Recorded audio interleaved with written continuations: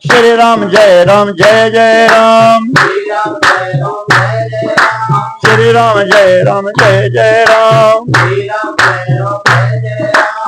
श्री राम जय जय राम।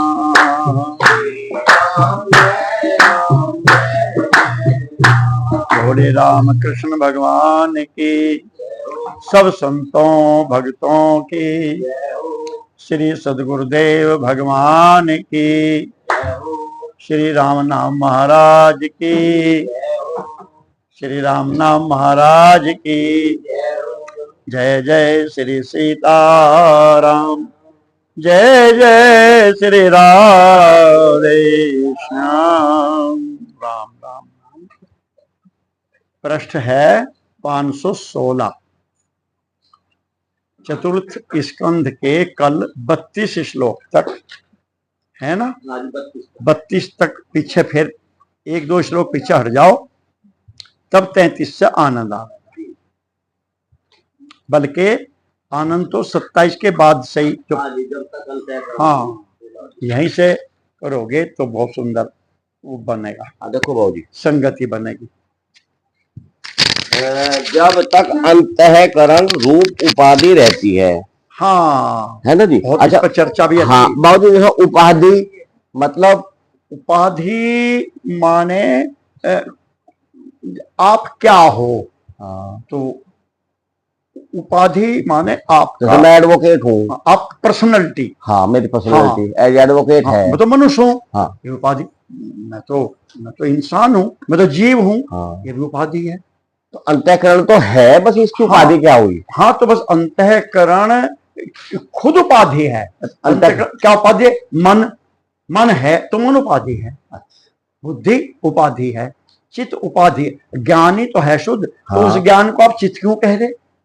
अच्छा, ये उपाधि है। अगर आपने उसका कुछ नाम रूप या कुछ उसका अर्थ बता दिया, अद्वैत ज्ञान में उससे अलग कुछ भी कहेंगे, वो उसकी उपाधि हो जाएगी।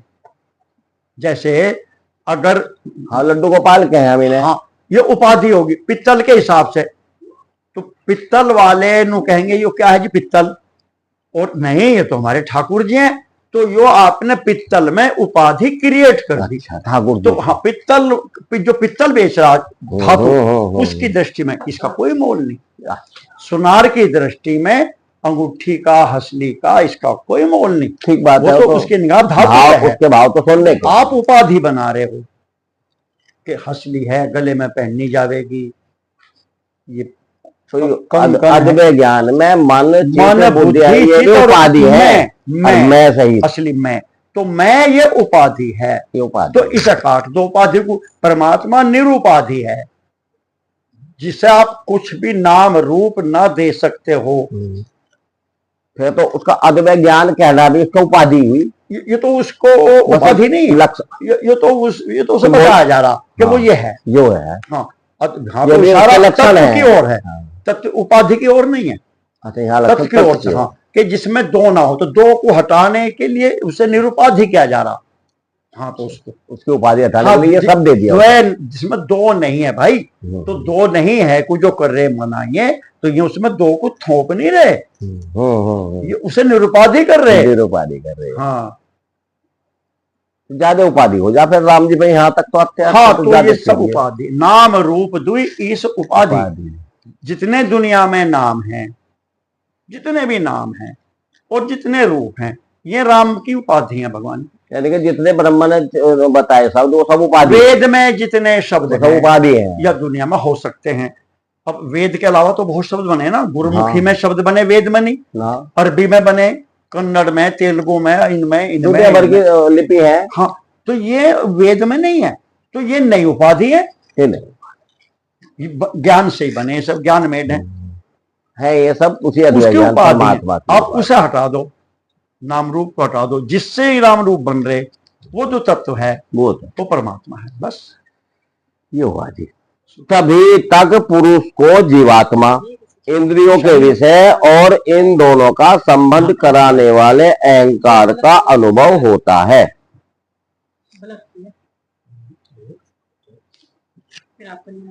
अब इसी तरह आज हुआ इसी तरह। वही देख रही हूँ कि लाइट ना आए, इसकी लाइट पड़ी यहाँ, हाँ वो आ रही है शायद यहाँ, चेहरे रहने को दो। कवर कर रही है, नहीं तेज आ रहा। अच्छा अच्छा तेज आ रहा है पीछे से। हाँ रहने दो। देखो बाबू जी, जब तक अंतःकरण रूह उपाधि रहती है हाँ तभी तक हम्म, पुरुष को जीवात्मा, इंद्रियों के विषय और इन दोनों का संबंध कराने वाले अहंकार का अनुभव होता है। इसके बाद नहीं। पूरे का क्या अर्थ हुआ? यहाँ ठीक आ रहा, यहाँ नहीं आ रही। देखो देख लो आप। अभी देख हाँ अब कह रहा ठीक है। सीधा। हाँ जी अब जी कौन सा बाबू, आया? यही पढ़ा जी बाबू 28 भाई। ये देखा, जब तक अंतःकरण रूप उपाधि रहती है तभी तक पुरुष को जीवात्मा, इंद्रियों के विषय और इन दोनों का संबंध कराने वाले अहंकार का अनुभव होता है। हाँ इसके बाद नहीं। मतलब जीवात्मा पुरुष को, पुरुष माने यहाँ आत्मा, शुद्ध शुद्ध तो आत्मा उसको होगा। हमारे जीव से और इंद्रियों के विषयों का जो संबंध कराने का संबंध। हाँ हाँ मैं सुन रहा हूं, मैं देख रहा हूं, तो ये अनुभव किसा हो रहा? अहंकार को। हाँ, विषयों का संबंध कराने का अहंकार अनुभव में होता है उस आत्मा को, ज्ञान को। जब तक ये उपाधि रहती हैं, मन बुद्धि चित्त अहंकार अहम की, तभी तक रहता। हाँ मैं बोल रहा हूं, मैं छू रहा हूं, मैं चख रहा हूं, विषयों के साथ संबंध होने का के जो अहंकार है, इसका अनुभव फीलिंग होती है कि मैं छू रहा हूं, मैं देख रहा हूं ठाकुर जी को, जबकि ठाकुर जी हैं आंख को दिख रहे हैं। और माने तो मैं कहां से आ गया बीच में? भाई आंख देख रही है, आंख को दिख रहे हैं, तो अब मैं देख रहा हूं, वो मेरा अहंकार है। अब हाथ छू रहा है ठाकुर जी को, और वो अहंकार मेरा है उपाधि का, वो उपाधि का है। और ये कब तक है? जब तक ये मन बुद्धि चित्त अहंकार है, तब तक ये मैं हूं का अनुभव हो रहा विषयों के साथ। मैं करता हूं, मैं जाता हूं, मैं आया हूं, मैं बैठा हूं, मैं खाना हूं, ये फालतू है। नहीं तो जो हो रहा है प्रकृति में हो रहा। आंख देख रही ठाकुर जी को, देख रही, दिख रहा है, दिखने की क्रिया हो रही है केवल। मैं आके बैठ जाता फालतू उस पर, मैं देख रहा। ऑटोमेटिक ट्वेल है, ऑटोमेटिक पानी चल रहा है, इस तरह का सिस्टम है, सारा अपने आप भरता रहेगा। और एक बैठ गया, क्या हो रहा? कहता पानी चला रहा हूं 4 घंटे से। तो क्या चला रहा? हाँ तो ऑटोमेटिक ट्वेल चली, बिजली आती है, अपने आप बंद हो जाएगी, पानी अपने आप जा रहा है। तो यहां ना भी रहे जब भी चलेगा। तो यो विषयों के साथ संबंध वाला मैं आकर, यो ही खतरनाक है। बाह्य जगत में भी देखा जाता है कि जल, दर्पण आदि निमित्तों के रहने पर ही अपने बिंब और प्रतिबिंब का भेद दिखाई देता है, अन्य समय नहीं। हाँ अगर जल और दर्पण ना हो तो हमारा फोटो कहीं में दिखाई दे, तो उसका भेद खत्म हो जाएगा, फिर मैं ही हूँ, बिंब रह जाएगा। अब मैं हूं और प्रतिबिंब है, दो हैं, प्रतिबिंब ऐसा है, मैं ऐसा हूं। ये जो भेद है ये जल और दर्पण के कारण है, जो दो हैं। मैं बस, नहीं तो ये ना हो। जो लोग अंतःकरण ही जल की तरह, दर्पण की तरह है, इसमें आत्मा का रिफ्लेक्शन पड़ता है, प्रतिबिंब पड़ता आत्मा, उसको ही हम जीव कहते हैं, जो चमक होती है। अच्छा एक बात बताओ बाबू जी, जैसा परमपिता परमात्मा बिंब स्वरूप हो गए, हमारे अंतःकरण रूपी दर्पण में उनका प्रतिबिंब पड़ गया। हाँ। तो प्रतिबिंब तो बिंब जैसा होगा, बिल्कुल। जब तो हम आत्मा कहते हैं अपने को, मैं ब्रह्मास्मि। हाँ तो हम आत्मा वो जैसा बड़ा, परमात्मा तो अद्वैय ज्ञान है। हाँ अद्वैय ज्ञान का प्रकाश हमारे अंतःकरण में पड़ेगा। हाँ। तो अंतःकरण में भगवान तो कहीं बनते ही नहीं। अगर पड़ा सगुण साकार का, हाँ, तो हम अपने को राम और कृष्ण कहेंगे। हाँ। और अगर पड़ा विशुद्ध ज्ञान का, जैसा भी हमें नॉलेज है, हाँ, तो फिर वो भी मेरी बुद्धि का तो क्लेश होगा सारा, क्योंकि तो जो मेरी बुद्धि में भगवान की वो है, जैसा भी है वही प्रतिबिंब है, वही परमात्मा मुझे दिखाई देगा, और मैं उसको उसी का आनंद में लूंगा। इसी का मान। जो लोग विषय चिंतन में लगे रहते हैं उनकी इंद्रिया विषयों में फंस जाती हैं तथा मन को भी उन्हीं की ओर खींच ले जाती हैं। हाँ। ठीक बात है। फिर तो जैसे जलाशय के तीर पर उगे हुए कुसादी अपनी जड़ों से उसका जल खींचते रहते हैं, उसी प्रकार वह इंद्रिया आसक्त मन बुद्धि की विचार शक्ति को क्रम से हर लेता है। विचार शक्ति के नष्ट हो जाने पर पूर्वापर की स्मृति जाती रहती है और स्मृति का नाश हो जाने पर ज्ञान नहीं रहता। इस ज्ञान के नाश को ही पंडित जी अपने आप अपना नाश करना कहते हैं। बस जिसके उद्देश्य से अन्य सब पदार्थों में प्रियता का बोध होता है, उस आत्मा का अपने द्वारा ही नाश होने से जो स्वार्थ हानि होती है उससे बढ़कर लोक में जीव की और कोई हानि नहीं। प्रियता बोध क्या है? प्रियता बोध जिस उद्देश्य से अन्य सब पदार्थों में 32 हुआ बाबू जी, प्रियता का बोध। हाँ हाँ, मतलब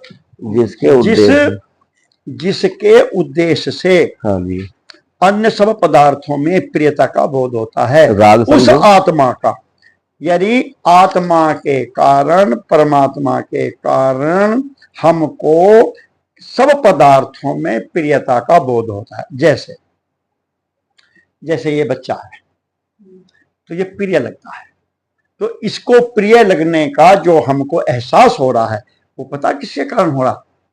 आत्मा के कारण। ये इसका बहुत विस्तार से बृहदारण्यक उपनिषद में है, 3-5 ऐसा कुछ है मेरे, उसका सूत्र नहीं, सूत्र मेरे याद है। सूत्र यह है, आत्मानस्तु कामाय सर्वम प्रियम, आत्मानस्तु कामाय सर्वम प्रियम भवति।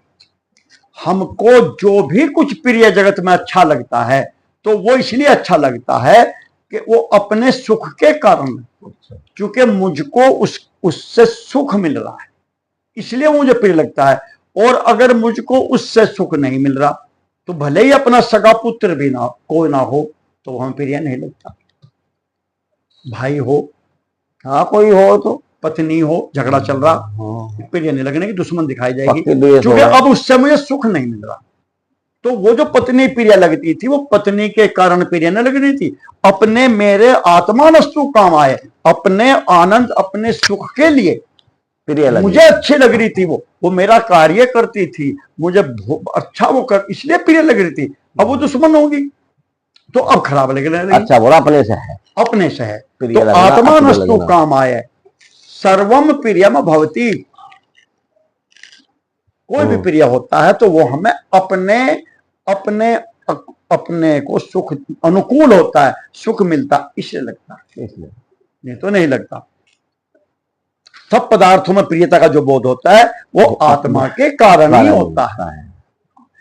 फिर इसका जनरल यह है कि चूंकि सब में आत्मा ही है तो इसलिए सब अच्छे लगते हैं। जब मैं आत्मा हूं तो यदि ज्ञान जब होता है, जब बोध होता है परमार्थ में, और सर्वम खलविदम ब्रह्म जय वासुदेव, सब भगवान लगता है और सब आनंद आता है, तो इसलिए आता है कि सब जगह भगवान ही दिखता है। तो आत्मानस्तु काम आए, भगवान ही दिखने लगा। भगवान तो फिर सच्चिदानंद है, तो सब अच्छा आनंद लगता है, सब आनंद लगता है, सब बढ़िया लगता है, सब भगवान के कारण सब बढ़िया लगता है, या तो अपने या भगवान के। अच्छा लगना भगवान का ही है।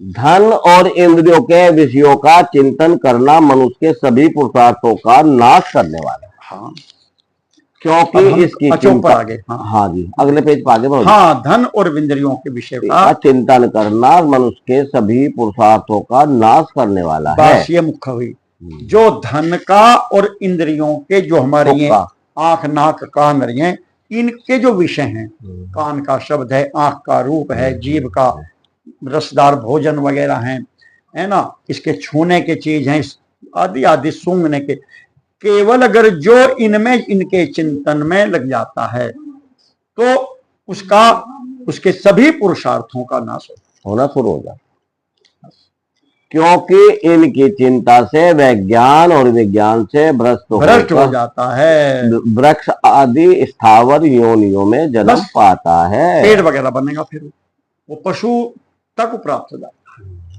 देह हो गया बिल्कुल। ये तो पशु से भी नीचे चला गया। हाँ, पेड़ बनेगा, स्थावर हो गया, जड़ हो गया। इसलिए जिसे अज्ञान अंधकार से पार होने की इच्छा हो उस पुरुष को विषयों में आसक्ति कभी नहीं करनी चाहिए। केवल इनसे काम चलाना चाहिए।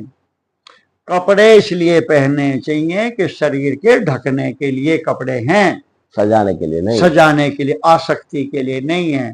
कुछ ना कुछ तो शरीर को ढकना ही है। सही बात है। तो इसलिए वस्त्र पहनने चाहिए। और अगर हम उसकी बुद्धि से पहनेंगे तो जो आसक्ति हो जाएगी तो ये हमें हमारा पतन कर देगा। ऐसे ही भोजन इसलिए करना चाहिए कि पेट में जिंदा रहने के लिए, भूख के लिए, तो शरीर के पुष्टि के लिए तो कुछ इसमें डालना ही पड़ेगा। जैसे कार में पेट्रोल डालते हैं तो वहां पे विषय बुद्धि थोड़ा ही होती है उसकी। नहीं, गाड़ी चलानी बस जाना, मान लो जैसा होगा वो डाल लेंगे। डीजल डालना है डीजल डाल लेंगे। तो ऐसे ही भोजन करना चाहिए। ऐसे ही शब्दों का पर सुनना, कहना, चलना, काम करना वो चाहिए केवल केवल और केवल भगवत प्रीता, केवल अपना हरि के भजन और पेट काम का, और पेट का धंधे के लिए।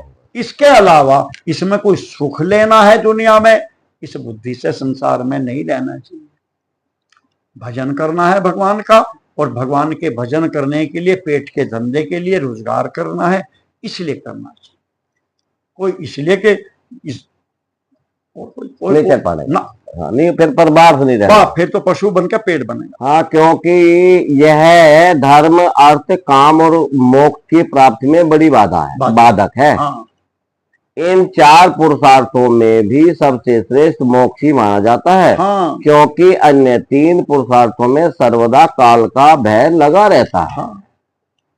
प्रकृति में गुण क्षोभ होने के बाद जितने भी उत्तम और अधम भाव पदार्थ प्रकट कर हुए हैं, उनमें कुशल से रह सके ऐसा कोई भी नहीं है। काल भगवान उन सभी के कुशलों को कुचलते रहते हैं। अतः राजन, जो भगवान देह, इंद्रिय, प्राण, बुद्धि और अहंकार से आवृत सभी स्थावर जंगम प्राणियों के हृदय में जीव के नियामक अंतर्यामी आत्मा रूप से सर्व साक्षात प्रकाशित हो रहे हैं, उन्हें तुम वह मैं ही हूं ऐसा जानो। जिस प्रकार माला का ज्ञान हो जाने पर उसमें सर्व बुद्धि नहीं रहती, हाँ। उसी प्रकार विवेक होने पर जिसका कहीं पता नहीं लगता, ऐसा ये माया में प्रपंच, जिसमें कार्य कारण रूप से प्रतीत हो रहा है और जो स्वयं कर्म फल कलुषित प्रकृति से परे है, उस नित्य मुक्त निर्मल और ज्ञान स्वरूप परमात्मा को मैं प्राप्त हो रहा हूँ। जैसे ये बहुत अच्छी बात है। ये वेदांतियों का सिस्टम है। जैसे अंधेरे में और सांप पड़ा है, लेकिन आपने टॉर्च निकाल ली, वो रस्सी पड़ी है, माला पड़ी, रस्सी पड़ी या रस्सी पड़ी, हाँ, तो आपको माला दिख गई तो वो तो माला पड़ी है, मैं सांप या रस्सी पड़ी। तो अब उसमें सांप की बुद्धि आपकी नहीं, अब सांप तो नहीं समझोगे, उसे खत्म हो गया ना। तो इसी प्रकार जब विवेक हो जाता है, ज्ञान हो जाता है, तो फिर ये माया और परपंच सब खत्म होके सबका सब भगवान ही दिखने। ये भगवान में ही भ्रम हो रहा है हमको, एक ही परमात्मा में, कि ये मैं हूं, ये है, ये ऐसा है, ये वो, ये सब एक ही परमात्मा में हो रहा है, जैसे सपने में होता है। जब असलियत का पता चलता है तो हम सब ये समाप्त हो जाते हैं, तब एक वही परमात्मा तत्व ही दिखने लगता है। वो ज्ञान स्वरूप है, संत महात्मा स्वरूप परमात्मा। हाँ, संत महात्मा जिनके चरण कमलों के अंगुली दल की छिटकती हुई छटाका स्मरण करके अहंकार रूप हृदय ग्रंथि को जो कर्मों से गठित है इस प्रकार छिन्न भिन्न कर डालते हैं कि समस्त इंद्रियों का प्रत्याहार करके अपने अंतःकरण को निर्विषय करने वाले सन्यासी भी वैसा नहीं कर पाते। तुम उन सर्वाश्रय भगवान वासुदेव का भजन करो। जो सन्यासी लोग भी निर्विषय होकर भी जो स्थिति प्राप्त नहीं कर सकते, उसको कौन कर लेते हैं? जो भगवान के चरण कमलों में का ध्यान भजन कर, सिंपल, बिल्कुल बिना घर गृहस्थी में रहते हुए चरण कमलों की उंगली दल की छिटकती हुई छटा का जो स्मरण करते हैं भगवान के चरण कमलों का, उनको वो गति प्राप्त हो जाती है परम तत्व की, जो जंगल में गुफाओं में रहने वाले साधु सन्यासियों को भी नहीं। ये ऐसा भगवान के चरण कमलों का प्रताप है। अब देखिए, जो लोग मन और इंद्रिय रूप मग्नों से भरे हुए इस संसार सागर को योग आदि दुष्कर साधनों से पार करना चाहते हैं, उनका उस पार पहुंचना कठिन ही है, क्योंकि उन्हें कर्णधार रूप श्री हरि का आश्रय नहीं है। मैं तो योग के बल पे ही है, बस मैं अपना सब छोड़ दूंगा, चित्त को भक्तियों का जानना बंद कर दूंगा और बस मैं शुद्ध आत्मा हो जाऊंगा। अतः तुम तो भगवान के आधारणीय चरण कमलों को नौका बनाकर अनायास उस दुष्कर समुद्र को पार कर लो। इनका तो उपदेश ये है कि जो भगवान के आराधना करने के जो आराधनीय चरण कमल हैं, उन्हीं का ध्यान, यही काम हो जाएगा, वो घर में रहते हुए। श्री मैत्रेय जी कहते हैं, विदुर जी ब्रह्मा जी के पुत्र आत्मज्ञानी सनत कुमार जी से इस प्रकार आत्म तत्व का उपदेश पाकर महाराज पृथु ने उनकी बहुत प्रशंसा करते हुए कहा। अब ये किसने दिया उपदेश तत्व? किसको? सनत कुमार पृथु जी को दिया कि तुम भगवान के चरण कमलों का चिंतन ध्यान करो, बस तुम्हें वही गति प्राप्त हो जाएगी।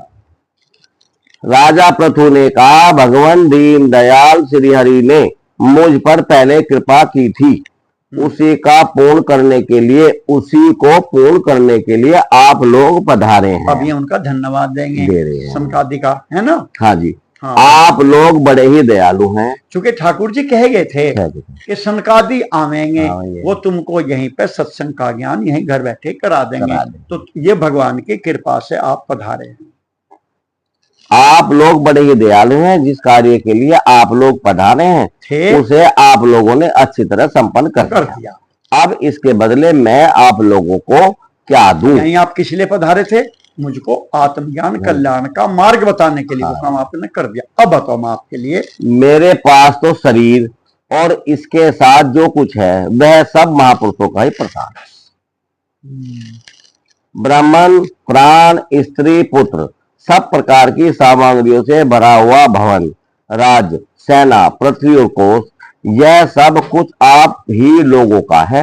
हाँ। अतः आपके ही श्री चरणों में अर्पित है। आप ले जाओ, सब आपका है। नाथ सकल संपदा तुम्हारी, मैं सेवक समेत सुत नारी। बताओ किसने कही थी बात? अब क्या? किसी ने नहीं कही, पूरे में कही। नाथ सकल संपदा तुम्हारी और मैं सेवक समेत सुत और नारी, मैं अपने बाल बच्चों और पत्नी के सहित आपका सेवक हूं। हम सब और सब, नाथ सकल संपदा तुम्हारी, मैं सेवक समेत सुत नारी, मैं पूरे परिवार स्त्री के सहित आपके सेवक हूं। सब आपका। तो निषाद ने किसने सुनाई? हाँ, निषाद है। हाँ, निषाद ने सुना। जब भगवान राम जी गए नौका में उतरने के लिए, तो वहां निषाद ने बात कही, जब तो सब सरेंडर कर दिया, मेरा सब आपका है, आप सब मेरा है, और अब मेरा परिवार यो सब आपकी सेवा में रहेगा सब। इसलिए वो इनका पक्का, इसलिए निषाद डकैत है पक्का। आयास में निषाद किसी पर थूके में उसे कहा निशित, इसका पाप निकाल लिया सारा, बेन का सारा पाप निकाल के निषाद बैठ गया, वो निषाद बना। आज भी मैं लिखा, चोरी डकैती से जंगल में चल गए, जो वो काम करता वो ये करे। उस निषाद को भगवान ने, तुम मम सखा भरत सम भ्राता, सदा रहो पुर आवत जाता। और किसी को नहीं कहा भैया आना जाना बनाए रखिए, विभीषण को नहीं कहा, सुग्रीव को नहीं कहा, किसी को नहीं कहा। अब सब कहा जाओ अपने करो, अब गृह जाओ सखा सब, भजे मोहि दृढ़ में, जाओ सदा सर्वगत सर्वहित, जाने करे अति प्रेम, जाओ सब अपने घर जाओ।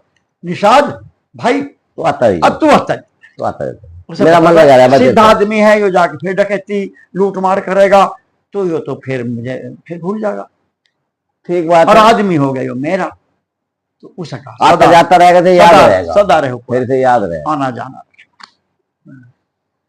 फिर तो वास्तव यही कह रहे, ये पृथ्वी जी कह रहे, ये नाथ सकल संपदा तुम्हारी, मेरे प्राण, स्त्री, पुत्रों, सब सामग्रियों से भरा हुआ भवन, राज, सेना, पृथ्वी, खजाना, ये सब कुछ सब आपका ही है, आपके श्री अतः आपके श्री चरणों में यो अर्पित। वैसे बाबू जी अब ये सेंटेंस दिखाना चाहिए जीव को है। ये पुत्र का, स्त्री का, मैं हाँ। इनका भी समर्पण अपने साथ ही कर दूंगा। हाँ, ये पुरुष के लिए कहाँ संभव है? किसके लिए?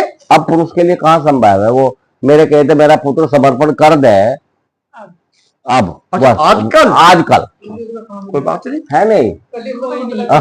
तो अपना भाई मेरा ही समर्पण है बस, तो मैं जहाँ जाऊँ मनाली नहीं कर सकते अपना तो मैं वही तो कह रहा, अब ये संभव नहीं है कलयुग। चलिए तब, वास्तव में तो सेनापतित्व, राज, दंड, विधान और संपूर्ण लोकों के शासन का अधिकार वे शास्त्रों के ज्ञाता ब्राह्मणों को ही है। ब्राह्मण अपना ही खाता है, अपना ही पहनता है और अपनी ही वस्तु दान देता है। दूसरे क्षत्रिय आदि तो उसी की कृपा से अन्न खाने को पाते हैं। आप लोग वेद के पारगामी हैं। आपने अध्यात्म तत्व का विचार करके हमें निश्चित रूप से समझा दिया है कि भगवान के प्रति इस प्रकार की अभेद भक्ति ही उनकी उपलब्धि का प्रधान साधन है। आप लोग परम कृपालु हैं, अतः अपने इस दीनोद्धार रूप कर्म से ही सर्वदा संतुष्ट रहें। आपके इस उपकार का बदला कोई क्या दे सकता है, उसके लिए प्रयत्न करना भी अपनी हंसी कराना ही है। आप तो वेद के पारगामी हैं, आपने अध्यात्म तत्व का विचार करके हमें निश्चित रूप से समझा दिया है क्या कि भगवान के प्रति इस प्रकार की अभेद भक्ति ही उनकी उपलब्धि का मुख्य प्रधान साधन है। बस आप लोग तो परम कृपालु हैं, अतः अपने इस दीन उद्धार रूप कर्म से ही सर्वदा संतुष्ट रहते हैं। आप दीनों का उद्धार करते हैं, यही आपका कर्म है। तो आप तो इसी में संतुष्ट रहें। आपके इस उपकार का बदला भला कोई क्या दे सकता है। इसके लिए प्रयत्न करना भी केवल अपनी हंसी कराना है, हमको देने का कोशिश भी करें। श्री मैत्रेय जी कहते हैं, विदुर जी फिर आदि राजप्रथु ने आत्मज्ञानियों में श्रेष्ठ सनकादि की पूजा की और वे उनके शील की प्रशंसा करते हुए सब लोगों के सामने आकाशबाग से चले गए। महात्माओं में अग्रगण्य महाराज प्रथु उनसे आत्मोपदेश पाकर चित्त के एकाग्र से आत्मा में स्थित रहने के कारण अपने को कृतकृतता अनुभव करने लगे। मैं ब्रह्मार्पण, ये क्या हुआ शब्द? मैं ब्रह्मार्पण ब्रह्मा को अर्पण की हुई बुद्धि के से समय, स्थान, शक्ति, न्याय और धन के अनुसार सभी कर्म करते थे। हाँ, ये पृथ्वी जी के बारे में। ये समय भी कोमा रह गया इसमें। ब्रह्मा अर्पण बुद्धि से क्या क्या? समय, स्थान, शक्ति, न्याय और धन के अनुसार सभी कर्म करते थे। लेकिन एक उसमें वो रहती थी उनकी क्या? ब्रह्मा अर्पण बुद्धि के जो भी सब में परमात्मा को अर्पण। ब्रह्मार्पण ब्रह्मा हुई, वो जो 24वां श्लोक है 4थे अध्याय का गीता। ब्रह्मा सब भगवान को अर्पण, केवल टाइम भी सबसे पहली चीज हमारे पास टाइम है, तो सारा समय भगवान को अर्पण करते थे। जो भी समय चलाते थे भगवान को अर्पण। फिर जो भी स्थान था उनके पास वो भगवान को अर्पण। शक्ति जो भी सामर्थ्य थी वो भगवान को अर्पण। न्याय जो भी करते थे वो भगवान को अर्पण। और धन के अनुसार सभी कर्म, धन के अनुसार भी जो भी कर्म करते थे सब भगवान को अर्पण बुद्धि से। निष्काम कर्म हो गया इनका तो बस। मत कर्म मत परमो मद भक्त है जो भी करते। यत करोषि यदिशनाशी यद जुहोषि ददासी यत तपस्या कौनते तत्कुरुष मद अर्पणम, जो 90 अध्याय का 27वां। जो भी तू खाता है, पीता है, यह करता है, लेता है, देता, सब मुझे अर्पण, मुझे दे। जिनको देता है वो समझिए भगवान है, और किसी से ले रहा है तो भगवान से ले रहा है, जो खाता है भगवान को खिला रहा है, भगवान ही भोजन है, ब्रह्मार्पण ब्रह्म ही यज्ञ हो रहा है। यूं जो भी तू ज्ञान करता है, दान करता है, यज्ञ करता है, सब मुझ में ही। अगर तू ऐसा करेगा तो तू मैं ही हो जाए। तो ये पृथ्वी जी महाराज करते थे। इस प्रकार एकाग्र चित्त से समस्त कर्मों का फल परमात्मा को अर्पण करके आत्मा को कर्मों का साक्षी एवं प्रकृति से अति देखने काल में सर्वदा निर्लिप्त रहे, जगत से निर्लिप्त थे। जब भगवान ही भगवान में है, जगत था ही नहीं। ये तो खत्म ही होगी बात। जिस प्रकार सूर्यदेव सर्वत्र प्रकाश करने पर भी वस्तुओं के गुण दोष से निर्लेप रहते हैं, उसी प्रकार सार्वभौम साम्राज्य लक्ष्मी से संपन्न और गृहस्थाश्रम में रहते हुए भी अहंकार शून्य होने के कारण वे इंद्रियों के विषयों में आसक्त नहीं हुए। जैसे सूर्य भगवान की किरणें हलवा हो, पर धरती पर हलवे पे भी पड़ती हैं, गोबर पे भी पड़ती हैं, लेकिन ना उससे लिप्त होते ना उससे, वो तो उसको भी सुखा देती हैं, कार्य करते हैं, ग्रहण करने की नहीं है। तो ऐसे ये सब केवल कर्तव्य बुद्धि से करो, काम कर, कुछ भी आओ ऐसे रहना चाहिए, अनासक्त होकर निर्लेप रूप से अपने घर गृहस्थी में रहना। इस प्रकार आत्मनिष्ठा में स्थित होकर सभी कर्तव्य कर्मों का यथोचित रीति से अनुष्ठान करते हुए उन्होंने अपनी भार्या अर्ची के गर्भ से अपने अनुरूप 5 पुत्र उत्पन्न किए। उनके नाम विजिताश्व, धूम्रकेश, हर्यक्ष, द्रविड़ और वृक थे। ये थे। महाराज पृथु भगवान के अंश थे। में समय समय पर जब जब आवश्यक होता था, जगत के प्राणियों की रक्षा के लिए अकेले ही समस्त लोकपालों के गुण धारण कर लिया करते थे। अपने उदार मन, प्रिय और हितकर वचन, मनोहर मूर्ति और सौम्य गुणों के द्वारा प्रजा का रंजन करते रहने से दूसरे चंद्रमा के समान उनका राजा यह नाम सार्थक हुआ।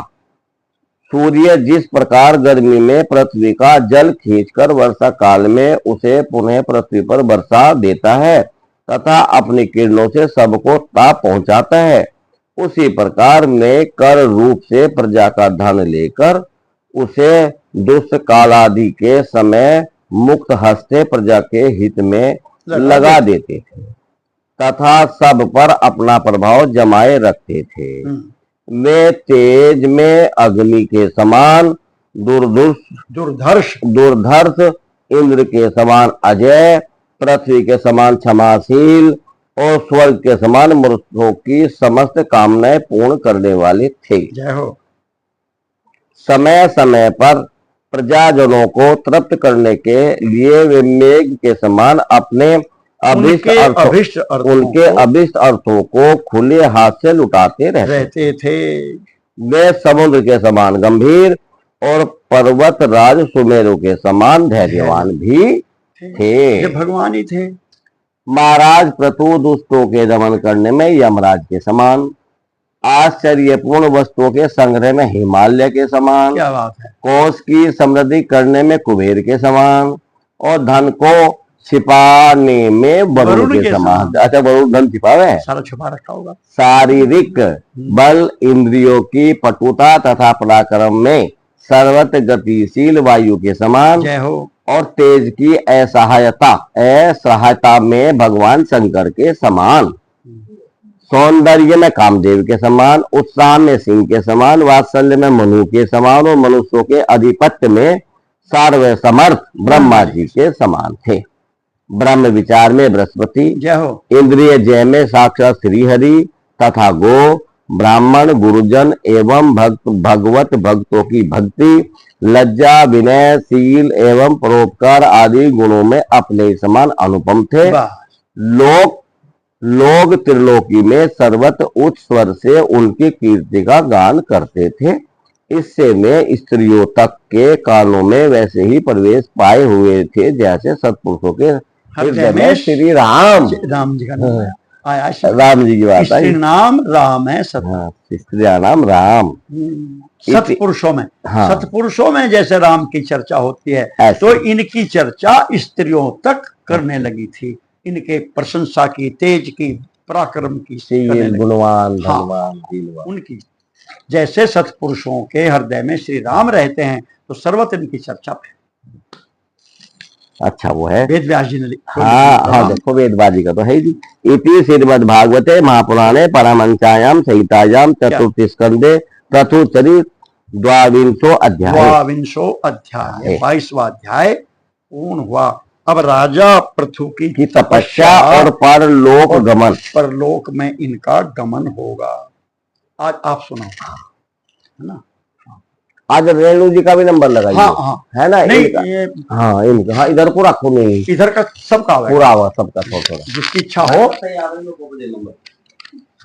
नरसिंह जी कहते हैं, इस प्रकार महामनस्वी प्रजापति पृथु के स्वयं अनादि तथा हाँ, बहुत अच्छा, नहीं अच्छा है। पूर्वग्रामादि सर्ग की व्यवस्था करके स्थावर जंगम सभी की आजीविका का सुविधा कर दिया तथा साधु जनोचित धर्मों का भी खूब पालन किया। मेरी अवस्था कुछ ढल गई है और जिसके लिए मैंने इस लोक में जन्म लिया था उस प्रजा रक्षण रूप ईश्वराज्ञा का पालन भी हो चुका है। अतः अब मुझे अंतिम पुरुषार्थ मोक्ष के लिए प्रयत्न करना चाहिए। यह सोचकर उन्होंने अपने विरह में रोती हुई अपनी पुत्री रूपा पृथ्वी का भार पुत्रों को सौंप दिया और सारी प्रजा को बिलखती छोड़कर वे अपनी पत्नी सहित अकेले ही तपोवन में चले गए। ये क्या काम है। वहां भी वे वानप्रस्थ आश्रम के नियम अनुसार उसी प्रकार कठोर तपस्या में लग गए जैसे पहले गृहस्थाश्रम में अखंड व्रत पूर्वक पृथ्वी को विजय करने में लगे थे।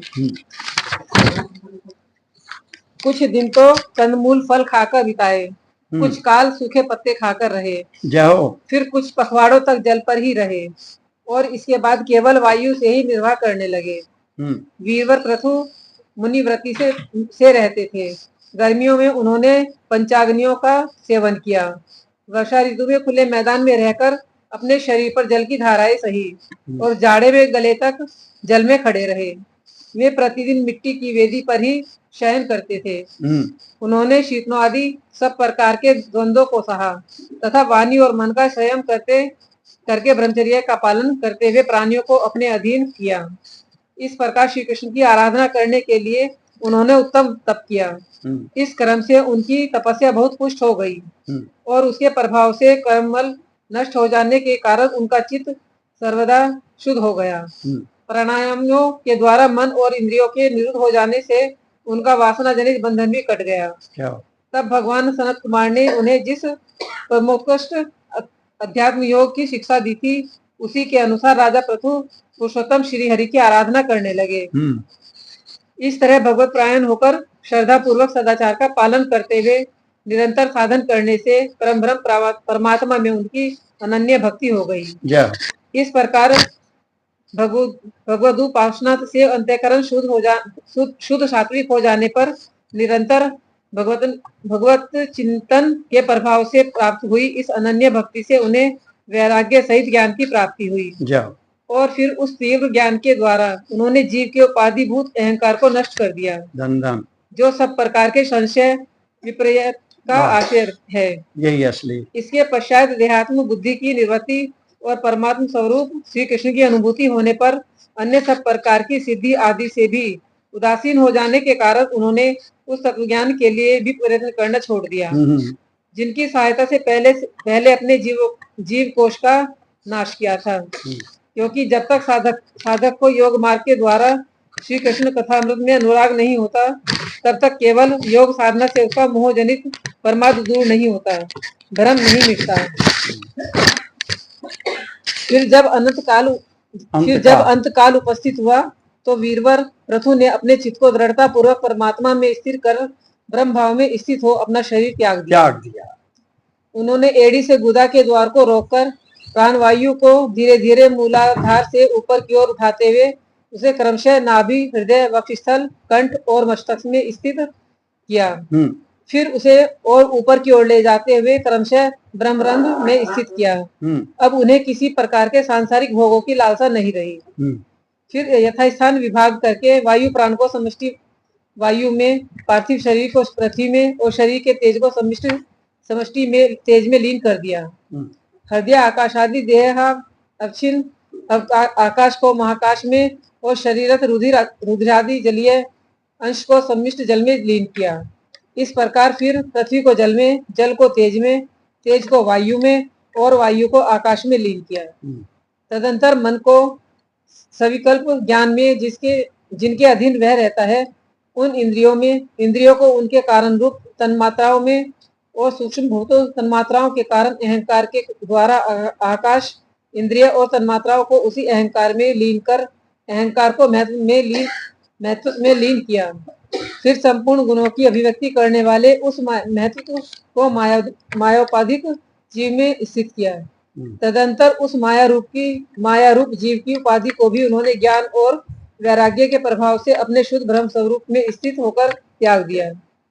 महाराज पृथु की पत्नी महारानी अर्ची भी उनके साथ वन को गई थी।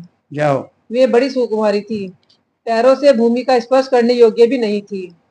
फिर भी उन्होंने अपने स्वामी के व्रत और नियमादि का पालन करते हुए उनकी खूब सेवा की और मनोवृत्ति के अनुसार कंदमूल आदि से निर्वाह किया।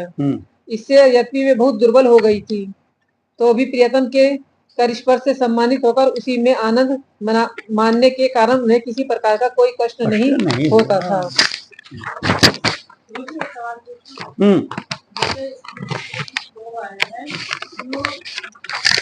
नंबर बताओ। अभी जो ऊपर चले, वीरवर पृथु मुनिवर्ती से रहते थे, हैं? जाड़े पड़े तो पानी में गले तक रहे। हाँ, ठंड में जाड़े में गले तक जल में खड़े रहते थे। और जब बरसात होती थी तो बरसात में धाराएं सहते थे, और जब गर्मी होती थी तो पंचाग्नि सेवन करते थे, और मिट्टी की बेदी पर ही सो। अब बताओ, ये सारा चीज होने के बाद ये सब चीज होता है, जैसे बारिश में रहे, हाँ, खाने पीना कम कुछ करा है ना, सब में जिंदा रह सकता है। या जो सर्दियां होती है, सर्दियों में पहाड़ पे चले गए, वहां उन्होंने तब किया, गले तक क्या, और ठंडे जल में खड़े रहे। हाँ, तो क्या वो जिंदा रहे? मतलब रहे, इंसान रहता है तो वो मर जाता है। नहीं मर सकता ना, लेकिन जिनके अंदर आत्मबल होता है और संकल्प शक्ति होती है और वो भगवान का ध्यान वो करते हैं, तो उनका शरीर रुका रहता है। शरीर में प्राण चलते रहते हैं, ठंडे में भी प्राण चलते रहते हैं, और प्राणों से शरीर में गर्मी रहती है, तो शरीर बचा रहता है। बिल्कुल योगी लोग, समाधि वाले, तो सैकड़ों सैकड़ों वर्षों तक उनके शरीर ऐसे रहेंगे ना। शरीर में दिव्यता आ जाती है आत्मा के प्रकाश से, भगवान के प्रकाश से। ये शरीर भी तो भगवान से ही बना हुआ है, ये भगवान का ही तो रूप है इस तरह का। तो ये भगवान के दिव्यता आने लगती है शरीर में, जड़ता समाप्त हो जाती है, इस शरीर के विकार समाप्त हो जाते हैं, फिर हमारे जैसा नहीं रहता। ये जो उस तरह की साधना तब करते हैं उनका शरीर भी दिव्य होने लगता है। इसलिए तो शरीर को वो हजारों हजारों सैकड़ों सालों तक रखते हैं। हमारे आपके शरीर थोड़ी देर रुकेंगे, तो उनके स्पेशल हो जाते हैं वो शरीर, भजन करते करते और भगवान का, आत्मा का ज्ञान करते करते। वो संभव है, इस शरीर को स्पेशल बनाया जा सकता है, कोई भी चाहे। बस उसका तरीका यह है कि इस शरीर को जैसे हम अब इस्तेमाल कर रहे, खाने के लिए, पीने के लिए, भोगों के लिए, ये भर दो, ये खाओ, तो ऐसे तो ये बहुत जल्दी मरने वाला। इसके लिए तो बंद करो, ये कार्यक्रम तो करो इसका बंद। इसको जितनी खुराक चाहिए शरीर के हिसाब से, उतनी तो इसमें पेट्रोल डाल लो केवल, और फिर दिन रात भगवान का नाम लो, दिन रात भगवान का नाम जपो, इसमें राम ध्यान करो, ये दिव्य होने लगेगा। ये उम्र ज्यादा चलेगी, इसकी स्पेशल हो जाएगा। यही शरीर कोई भी कर सकता है। प्रमाण सबसे स्वामी कल्याण देव जी हैं, ये तो यहीं अभी उन्होंने कह सकते पुरानी बात में भी अभी 135 साल, चलो लोग कहें कुछ फालतू होगा, 25 तो होंगे हैं, बिल्कुल प्रत्यक्ष रहे। तो कैसे रहे उनका पता, कुछ भी नहीं खाते थे, जरा सा सूंघते कि जरा सा खाते थे, बस शरीर चल रहा था। सबको पहुंच जाते और कहते हैं जो शरीर की जरूरत है पूरी हो जाती हैं क्या चीज, क्या क्या क्या, जैसे हम थोड़ा खाते हैं, हाँ तो हमने एक रोटी खाई, हाँ तो एक रोटी में हमारा हो जाएगा। हाँ, धीरे धीरे प्रैक्टिस हो जाती है। आप तो 1 साल तक ना खाओ तब भी हो जाएगा, तब भी हो सकता है, हवा पे रहते हैं। अरे अभी तक अपनी विल पावर मजबूत कर लो, सुनो, कुछ हो जाता है। मैं बता रहा हूँ आपको अभी का दृष्टांत। वो माताजी अब हैं या चली गई, इधर कहीं महाराष्ट्र में कहा एक माताजी थी, आयु उनकी बताते थे कितनी 87 या 77 वर्ष की थी। एक महात्मा देख कर आए थे, उनकी हमने बहुत सुनते थे कि वो माताजी इतने वर्षों से केवल गृहस्थी में वायु पर रह रही हैं, वो पानी भी नहीं पीती, और खूब सत्संग होता था, जाते थे दुनिया के बड़े बड़े संत महात्मा उनका दर्शन करने जाते थे, केवल वायु पर रहती थी। वैसा ही अभ्यास कर लिया। अब आत्म बल, आत्मशक्ति, भगवान का भजन है तो चमत्कारी। अच्छा, उनकी माँ है, अच्छा, 90 साल की हो रही है, और 90 से भी ज्यादा हो गई है। अब बस वो लोग खूब भाभी फिरे हैं, उन्होंने रोटी कभी खाई नहीं और दूध दाल पिए बस ना, तो शरीर हल्का रहेगा ही। भागे गए भगत नहीं में आप अन्न छोड़ दो, गाँव में चल जाके के लिए मेरठ चल जाके लिए फलाहार पे रहो, दूध पे रहो, आप केवल गाय के दूध पर रहो, शरीर ऐसा हो जाएगा आपका, बिल्कुल। रोग बीमारी घुटने पुटने ऑटोमेटिक ठीक हो जाएंगे। अरे ऐसे हो जाते हैं, और दिव्यता आ जाती है, दिव्यता हो जाती है। मतलब भारत में दूर नहीं सब्जेक्ट वो तो तेरा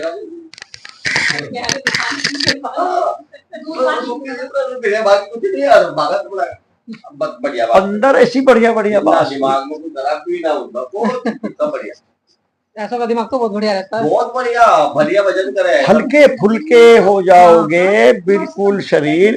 वो विल पावर की बात। फलाहार करो या दूध पर हो, अन्न छोड़ दो, सारा विकार अन्न में है, क्योंकि अन्न खाओगे तो फिर नमक मिर्च भी चाहिए, सब सामान है ना, मान लो चाहे सब्जी दाल कुछ। जब आपने अन्न ही छोड़ दिया तो वह दूध पियो, फल खाओ, दूध फल खाओ। असल में दूंगा दूध कितना ही लगा कुछ नहीं, जितना दे जाती या नहीं जाती, आश्चर्य थोड़ा ही है।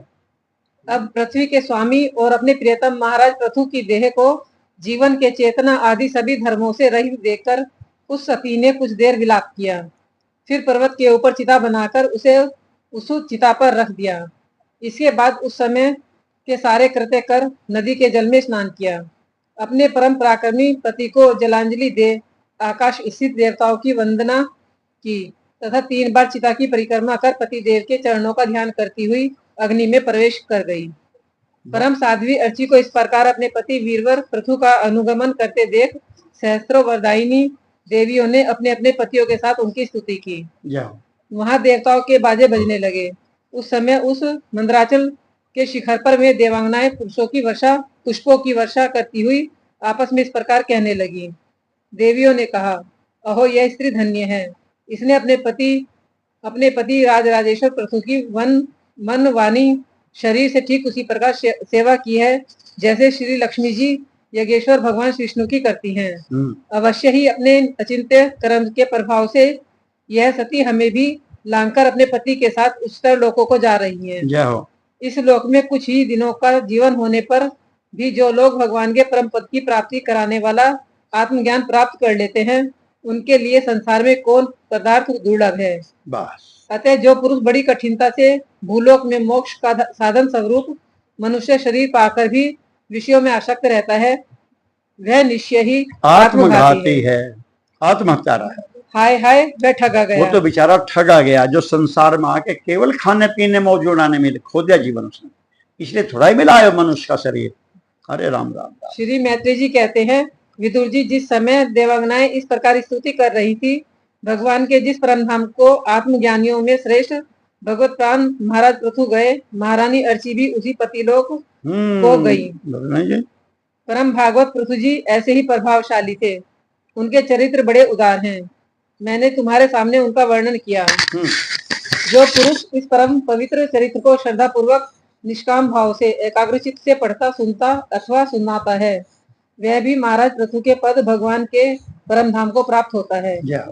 इसका सकाम भाव से पाठ करने से ब्राह्मण ब्रह्म तेज प्राप्त करता है। अब ये महात्म बता रहे, पृथु जी का जो चरित्र सुना पढ़ा ये प्राप्त करता है। और अगर कोई सकाम भावना, कोई मन में भावना लेकर करता है कि भगवान मेरा ये काम हो जा, है ना, तो अगर करता है और वो हो ब्राह्मण तो वो ब्रह्म तेज को प्राप्त करता है। और अगर अक्षत्रिय हो तो क्या हो जाता है? पृथ्वी का पति हो जाता है। और वैश्य हो तो व्यापारियों में वो प्रधान हो जाता है। और अगर कोई शूद्र हो तो उसमें साधुता आ जाती है, अगर सकाम भाव से पृथु जी के चरित्र को कोई सुने। स्त्री हो अथवा पुरुष, जो कोई से आदर पूर्वक 3 बार सुनता है, क्या बात है, वह संतानहीन हो, पुत्रवान धनहीन हो तो महाधनी, कीर्तिहीन हो तो यशस्वी और मूर्ख हो तो पंडित हो जाता है। हाँ।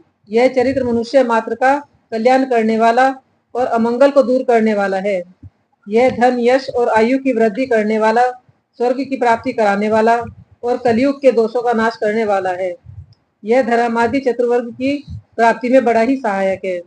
इसीलिए जो लोग धर्म, अर्थ, काम और मोक्ष को भली भांति सिद्ध करना चाहते हो, उन्हें इसका श्रद्धा पूर्वक श्रवण करना चाहिए। जो राजा विजय के लिए प्रस्थान करते समय इसे सुनकर जाता है, उसके आगे आकर राजा लोग उसी प्रकार भेंटे रखते हैं जैसे पृथ्वी के सामने रखते थे। मनुष्य को चाहिए कि अन्य सब प्रकार की आसक्ति छोड़कर भगवान में विशुद्ध निष्काम भक्ति भाव रखते हुए महाराज पृथु के इस निर्मल चरित्र को सुनावे और पढ़े। जाओ विदुर जी, मैंने यह भगवान के महत्व को प्रकट करने वाला यह पवित्र चरित्र तुम्हें सुना दिया। इसमें प्रेम करने वाला पुरुष महाराज पृथु की सी गति पाता है। जो पुरुष इस पृथु चरित्र का प्रतिदिन आदर पूर्वक निष्काम भाव से श्रवण और कीर्तन करता है, उसका जिनके चरण में संसार सागर को पार करने के लिए नौका के समान है, उन श्री हरि के सुदृढ़ अनुराग हो जाता है। उन श्री हरि में सुदृढ़ अनुराग हो जाता है। कौन से हरि में?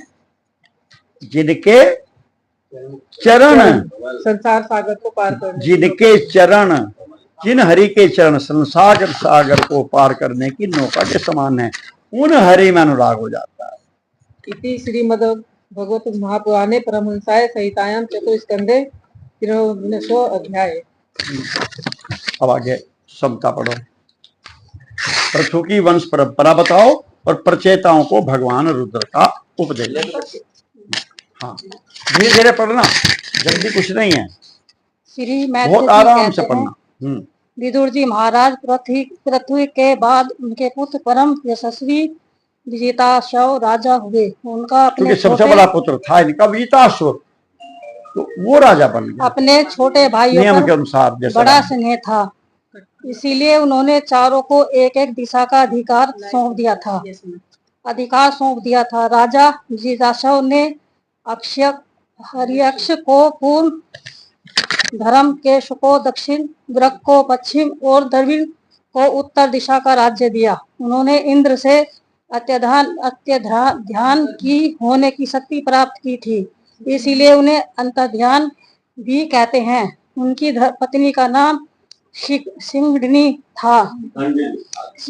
था और उनसे उनके 3 सुपुत्र हुए। उनके नाम पावक, पवमान और सूची थे। पूर्व काल में वशिष्ठ जी का श्राप होने से उपयुक्त नाम के अग्नियों में ही उनके रूप में जन्म लिया था। आगे चलकर योग मार्ग में यह फिर अग्नि रूप हो गए। अंतर्ध्यान के दब सवस्ती नाम की पत्नी से एक और पुत्र रतन हविध्रान प्राप्त हुआ। महाराज अंतर्ध्यान बड़े उदार पुरुष थे। जिस समय इंद्र उनके पिता के अश्वमेध यज्ञ का घोड़ा हरकर ले गए थे, उन्होंने पता लग जाने पर उनका वध नहीं किया था।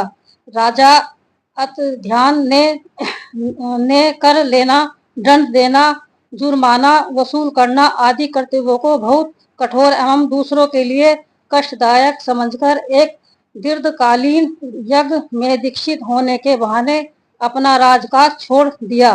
यज्ञ कार्यों में लगे रहने पर भी उन आत्मज्ञानी राजा के भक्त भय भंजन पूर्णतम परमात्मा की आराधना करके सुदृढ़ समाधि के द्वारा भगवान के दिव्य लोक को प्राप्त किया। विदुर जी हविध्रान की पत्नी हविध्रानी ने ब्रह्म प्रसिद्ध गाय शुक्ल कृष्ण सत्य और जित व्रत नाम के 6 पुत्र पैदा किए। कुरुश्रेष्ठ विदुर जी उनमें से हविध्रान के पुत्र महाभाग बहिषद यज्ञादि कर्मकांड और योगाभ्यास में कुशल थे। उन्होंने प्रजापति का पद प्राप्त किया था। उन्होंने एक स्थान के बाद दूसरे स्थान में लगातार इतने यज्ञ किए कि वे यह सारी भूमि पूर्व की और अग्रभाग करके फैलाए हुए कुशों से फट गई और इसी से आगे चलकर वे प्राचीन भाई नाम से विख्यात हुए। राजा प्राचीन भाई ने ब्राह्मण जी के कहने से समुद्र की कन्या शत्रुदिति से विवाह किया। स्वर्गा सुंदरी किशोरी शत्रुदिति सुंदर वस्त्र आभूषणों से सज धज कर विवाह मंडप में जब भावर देने के लिए घूमने लगी, तब स्वयं अग्निदेव भी मोहित होकर उसे वैसे ही चाहने लगे जैसे शुक्र को चाहा था। नव निवाहिता शत्रुधुति ने अपने नुपुरों की झनकार से ही विदिशाओं के देवता असुर गंधर्व मुनि सिद्ध मनुष्य और नाग सभी को वश में कर लिया था। शत्रुधुति के गर्भ से प्राचीन भरई के प्रसिता नाम के 10 पुत्र हुए। वे बड़े ही धर्म यज्ञ तथा एक से नाम और आचरण वाले थे। जब पिता ने उन्हें संतान उत्पन्न करने का आदेश दिया, तब उन सबने तपस्या करने के लिए समुद्र में प्रवेश किया। माँ 10,000 वर्ष तक तपस्या करते हुए उन्होंने तप का फल देने वाले श्री हरि की आराधना की। घर से तपस्या करने के लिए जाते समय मार्ग में श्री महादेव जी ने उन्हें दर्शन देकर कृपा पूर्वक जिस तत्व का उपदेश दिया था, उसी का वे एकार्चित रूप ध्यान जप और पूजन करते रहे। विदुर जी ने पूछा, ब्राह्मण मार्ग में रचताओं का श्री महादेव जी के साथ किस प्रकार समागम हुआ? ये भी हर साल पूछ लें कि महादेव जी कैसे मिले, वो भी बताओ पूरी बात। है जी? हाँ, दूसरों को प्रकट रूप से चिताने वाले। चेत जाओ भाई, चेत जागते रहो, जागते रहो। तो प्रकृष्ट रूप से लोगों को अलर्ट करने वाले भगवान की तरफ को, तो ये ऐसे हैं। हाँ हाँ, जिस प्रकार समागम हुआ, समागम होगा ही। और उन पर प्रसन्न होकर भगवान शंकर ने उन्हें क्या उपदेश किया, ये पूछा विदुर जी ने। ठीक है, वे सारयुक्त बात पूछा विदुर जी ने, बोलो। नहीं तो जब हम कुछ बताना चाहें तो ये तो जब भी पढ़ती रहे। अच्छा, जब तो सांस ले लेकर जब प्रचेताओं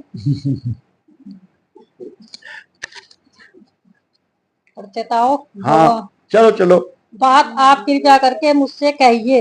हाँ, ब्रह्म ऋषि शिव जी के साथ समागम होना तो देहधारियों के लिए बहुत कठिन है। औरों की तो बात ही क्या है।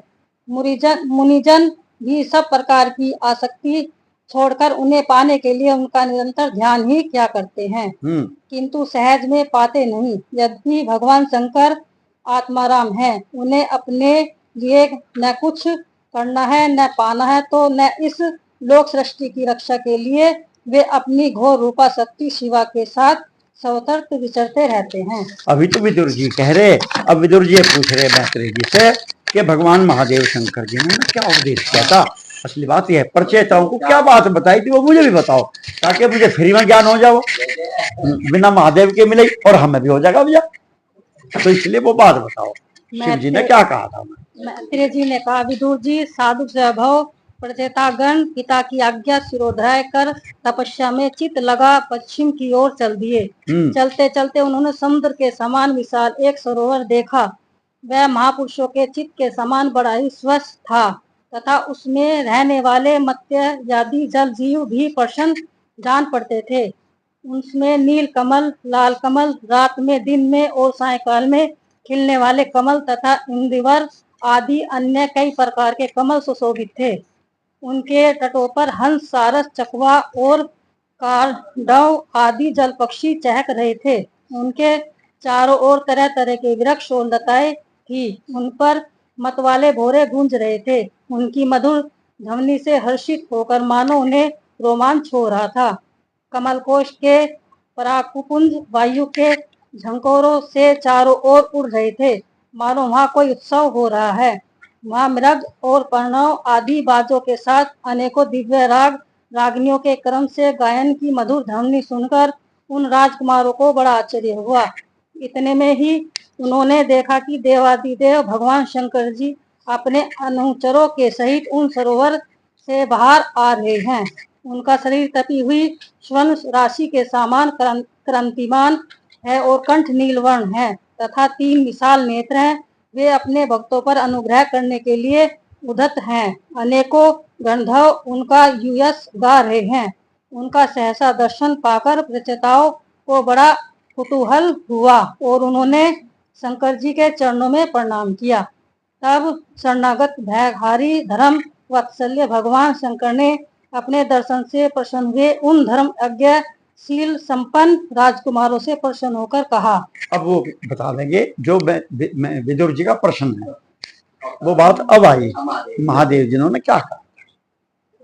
श्री महादेव जी बोले, तुम लोग राजा प्राचीन बही के पुत्र हो, तुम्हारा कल्याण हो। तुम जो कुछ करना चाहते हो वह भी मुझे मालूम है। वाह। इस समय तुम लोग पर कृपा करने के लिए ही मैंने तुम्हें इस प्रकार दर्शन दिया है। हाँ। जो व्यक्ति अवयुक्त प्रकृति तथा जीव संज्ञक पुरुष इन दोनों के नियामक भगवान वासुदेव के साक्षात शरण लेता है वह मुझे परम प्रिय है। बस कुल मिला के बात, जो भगवान की शरण लेता है, शंकर जी ने कहा कि वही मुझको सब ज्यादा प्रिय है। जो भगवान की शरण लेता है वो मुझको प्रिय है।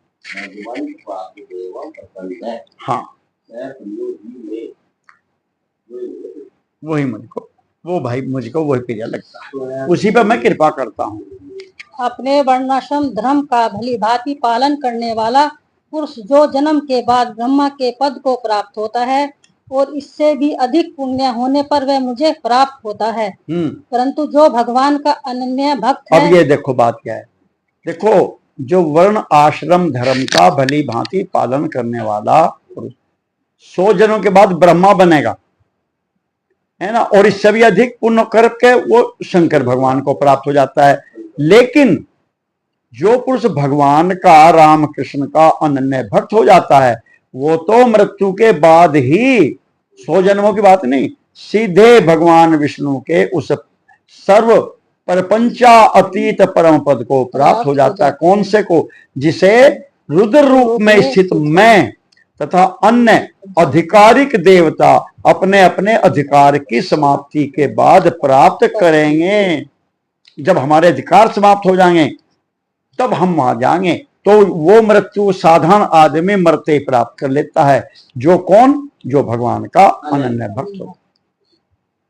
कितना सरल बात भगवान की शंकर जी कह रहे, ये महादेव जी उनको बता रहे। इसलिए तुम लोग भगवत भक्त होने के नाते मुझे भगवान के समान ही प्यारे हो, क्योंकि तुम भगवान हरि के भक्त हो। इसी प्रकार भगवान के भक्तों को भी मुझसे बढ़कर और कोई कभी प्रिय नहीं होता। जो भगवान के भक्त होते हैं राम कृष्ण हरि के, उनको शंकर जी से ज्यादा कोई अच्छा नहीं लगता।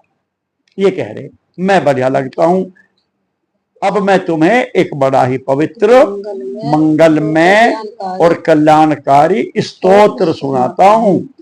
इसका तुम लोग शुद्ध भाव से जाप किया करना। तो शंकर भगवान जी एक स्तोत्र बता देंगे। मैत्रेय अब आगे ये सुनाऊंगी। कहना जी आप पढ़ क्या कहा उन्होंने। मैत्रेय जी कहते हैं, तब श्री मैत्रेय जी कहते हैं, तब नारायण परायण करुणार्ध हृदय भगवान शिव ने अपने सामने हाथ जोड़े खड़े हुए उन राजपुत्रों को यह स्तोत्र सुनाया। भगवान रुद्र स्तुति करने लगे। भगवान आपका उत्कृष्ट उच्च कोटि के आत्मज्ञानियों के कल्याण के लिए, निजानंद लाभ के लिए है, उससे मेरा भी कल्याण हो। आप सर्वदा अपने निरतिशय परमानंद स्वरूप में ही स्थित रहते हैं। ऐसे सर्वात्मक आत्म स्वरूप आपको नमस्कार है। आप पद्मनाभ समस्त लोकों के आदि कारण हैं। भूत देखो एक बात सुनो, हर श्लोक के अंत में आवेगा आपको नमस्कार है, तो नमस्कार सब करेंगे, सब बोल लेंगे, ठीक है ना। ये स्तोत्र ही नमस्कार का है। वैसे तो ये मूल स्तोत्र पढ़ना चाहिए, बहुत सरल होगा, लेकिन पहले हिंदी में पढ़ लो तो सब नमस्कार को जोर से बोल लेंगे। भूत सूक्ष्म तन्मात्र और इंद्रियों के नियंता शांत एक रस और स्वयं प्रकाश वासुदेव चित्त के अधिष्ठाता भी आप ही हैं। आपको नमस्कार है। शिव जी के साथ हो जाओ सब। आप ही सूक्ष्म अव्यक्त अनंत और मुखाग्नि के द्वारा संपूर्ण लोकों का संहार करने वाले अहंकार के अधिष्ठाता, संकर्षण तथा जगत के प्रकृष्ट ज्ञान के उद्गम स्थान, बुद्धि के अधिष्ठाता प्रद्युमन हैं। आपको नमस्कार है। आप ही इंद्रियों के स्वामी, मन तत्व के अधिष्ठाता भगवान अनिरुद्ध हैं। आपको बार बार नमस्कार है। आप अपने तेज से जगत को व्यापक करने वाले सूर्य देव हैं। पूर्ण होने के कारण आप में वृद्धि और क्षय नहीं होता। आपको नमस्कार है। आप स्वर्ग और मोक्ष के द्वार तथा निरंतर पवित्र हृदय में रहने वाले हैं। आपको नमस्कार है। आप ही स्वर्ण रूप वीर्य से युक्त और चातुर्होत्र क्रम के साधन तथा विस्तार करने वाले अग्निदेव हैं। आपको नमस्कार है। आप पितर और देवताओं के पोषक सोम हैं तथा तीनों वेदों के अधिष्ठाता हैं। आपको नमस्कार है। करते हैं। आप ही समस्त प्राणियों को तृप्त करने वाले सर्वरस जल रूप हैं। आपको नमस्कार है। आप समस्त प्राणियों के देह पृथ्वी और विराट स्वरूप हैं तथा त्रिलोकी की रक्षा करने वाले मानसिक, ऐन्द्रियक और शारीरिक शक्ति स्वरूप वायु प्राण हैं। आपको नमस्कार है। आप ही अपने गुण शब्द के द्वारा समस्त पदार्थों का ज्ञान कराने वाले तथा बाहर भीतर के भेद करने वाले आकाश हैं, और तथा आप ही महान पुण्यों से प्राप्त होने वाले परम तेजोमय स्वर्ग वैकुंठादि लोक हैं। आपको पुनः नमस्कार है। आप पितृलोक की प्राप्ति करने वाले प्रवृत्ति क्रम रूप और देवलोक की प्राप्ति के साधन निवृत्ति क्रम रूप हैं तथा आप ही अधर्म के फलस्वरूप दुखदायक मृत्यु हैं। आपको नमस्कार है। तथा नाथ आप भी पुराण पुरुष तथा सांख्य के योग के अधीश्वर भगवान श्री कृष्ण हैं। आप सब प्रकार की कामनाओं की पूर्ति के कारण साक्षात मंत्र मूर्ति और महान धर्म स्वरूप हैं। आपकी ज्ञान शक्ति किसी भी प्रकार कुंठित होने वाली नहीं है। आपको नमस्कार है। नमस्कार है, डबल है। आप ही कर्ता, करण और कर्म तीनों शक्तियों के एकमात्र आश्रय हैं। आप ही अहंकार के अधिष्ठाता रुद्र हैं। आप ही ज्ञान और क्रिया स्वरूप हैं तथा आपसे भी परा पश्यंती, मध्यमा और बैखरी चार प्रकार की वाणी की अभिव्यक्ति होती है। आपको नमस्कार है। प्रभु, हमें आपके दर्शनों की अभिलाषा है, अतः आपके भक्तजन जिसका पूजन करते हैं और आपको निर्जनों को अत्यंत प्रिय हैं, अपने उस अनूप रूप की आप हमें झांकी कराइए। आपका वह रूप अपने गुणों से समस्त इंद्रियों को तृप्त करने वाला है। वह वर्षाकालीन मेघ के समान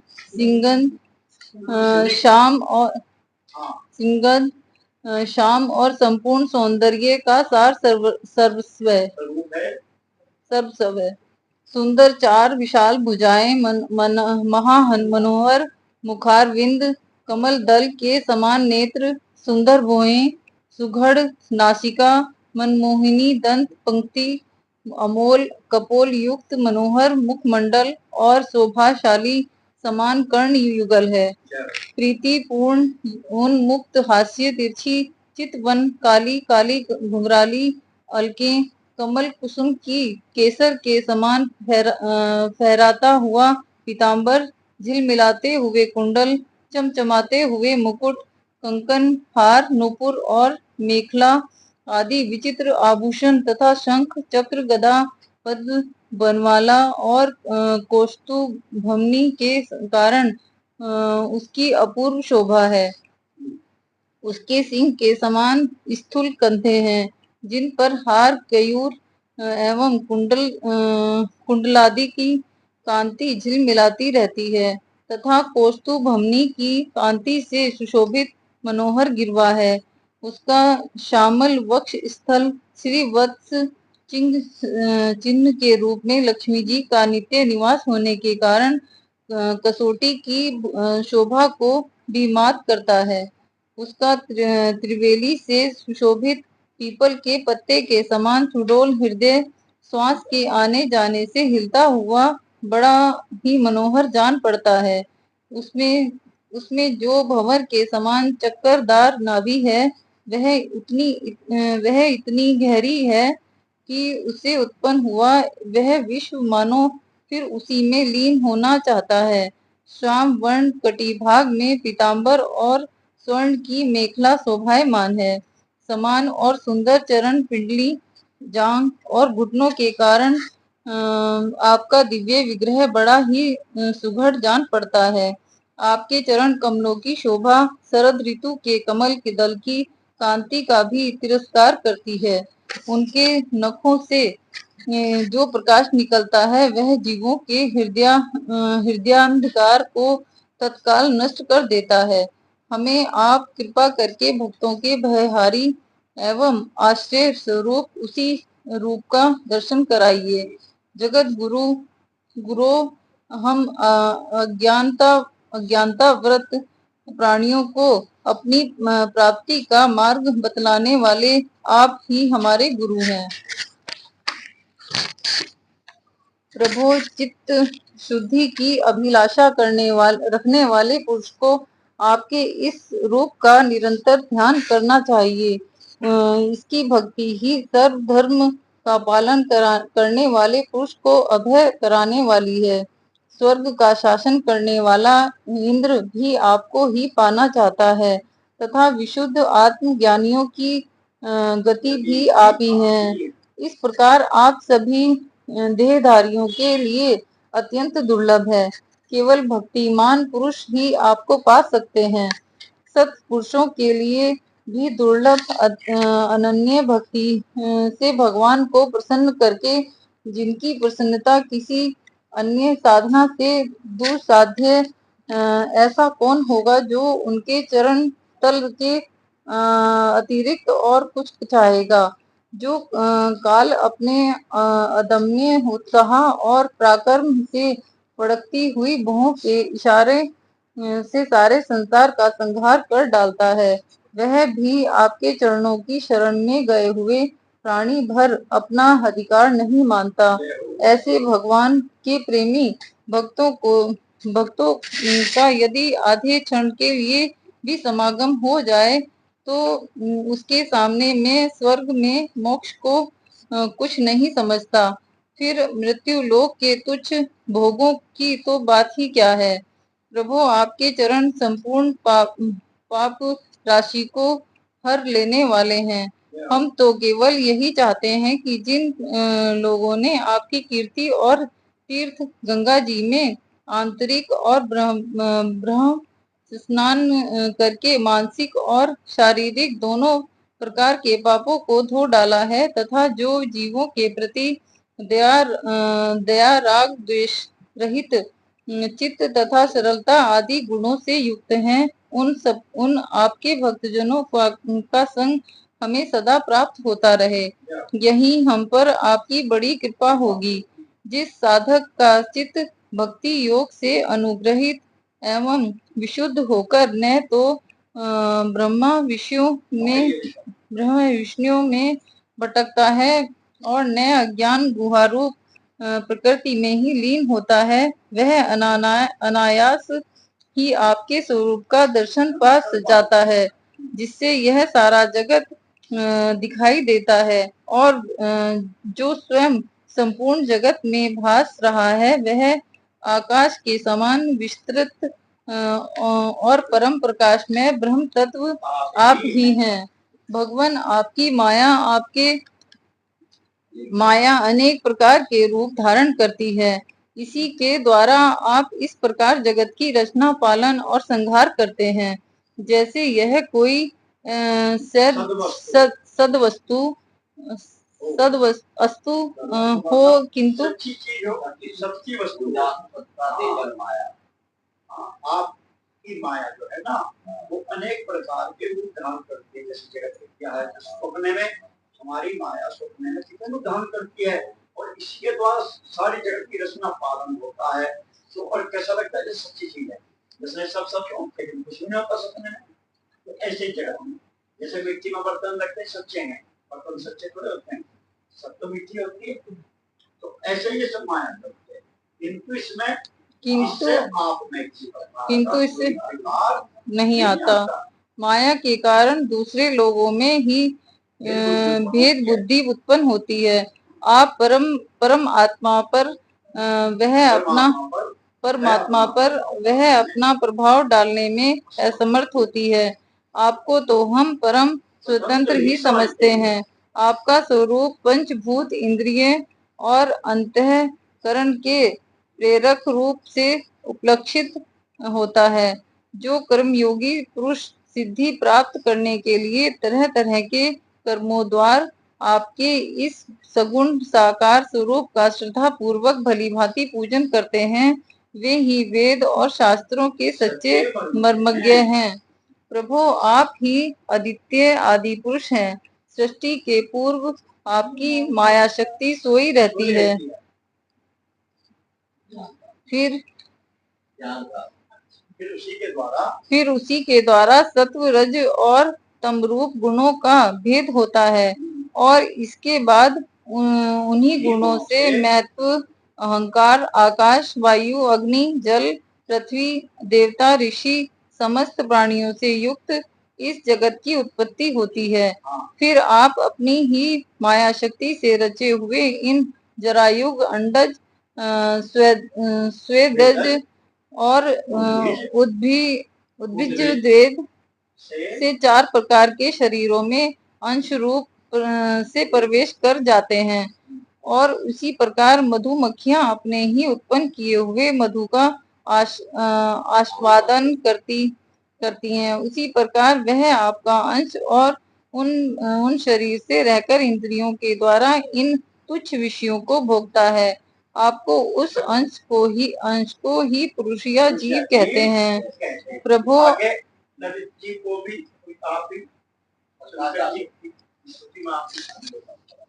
शंकर की स्तुति चल रही, स्तोत्र, और ये भगवान का स्तोत्र कर रहे हैं, है ना। शंकर जी भगवान की स्तुति कर रहे हैं, नारायण की, और इन्हें सच सिखा रहे हैं। ऐसा क्या प्रभु, आपका तत्व ज्ञान प्रत्यक्ष नहीं अनुमान से होता है। प्रलय काल उपस्थित होने पर काल स्वरूप आप ही अपने प्रपंच एवं असह्य तेज से पृथ्वी आदि भूतों को अन्य भूतों से विचलित कराकर समस्त लोगों का संहार कर देते हैं। जैसे वायु अपने असहनीय एवं प्रचंड झोंकों से मेघों के द्वारा ही मेघों को तितर बितर करके नष्ट कर डालती है। भगवान, यह मोहग्रस्त जीव प्रमादवश हर समय इसी चिंता में रहता है कि अमुक कार्य करना है, और इसका लोभ बढ़ गया है। इसे विषयों की ही लालसा बनी रहती है, किंतु आप सदा ही सजग रहते हैं।